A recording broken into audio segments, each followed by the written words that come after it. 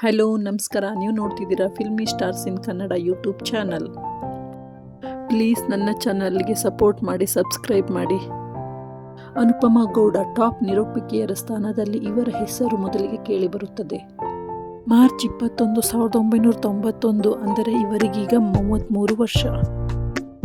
ಇವರು ಹುಟ್ಟಿದ ಸ್ಥಳ ಬೆಂಗಳೂರು, ಹುಟ್ಟಿದ್ದು ಬೆಳೆದಿದ್ದು ಎಲ್ಲ ಬೆಂಗಳೂರಲ್ಲೇ.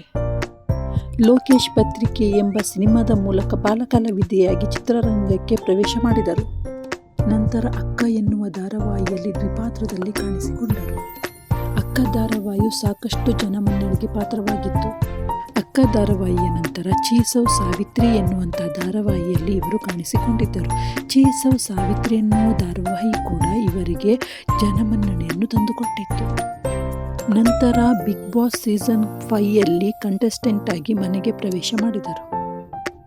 ಮಜಾ ಭಾರತ, ರಾಜರಾಣಿ, ನಮ್ಮಮ್ಮ ಸೂಪರ್ ಸ್ಟಾರ್ ಕಾರ್ಯಕ್ರಮಗಳಲ್ಲಿ ನಿರೂಪಕಿಯಾಗಿ ಉತ್ತಮವಾದ ಆಂಕರಿಂಗ್ ಅನ್ನು ನೀಡಿದ್ದರು. 2ನೇ ಬಾರಿಗೆ ಬಿಗ್ ಬಾಸ್ ಕನ್ನಡ ಸೀಸನ್ 9ಗೆ ಕೂಡ ಪ್ರವೇಶ ಮಾಡಿದ್ದರು.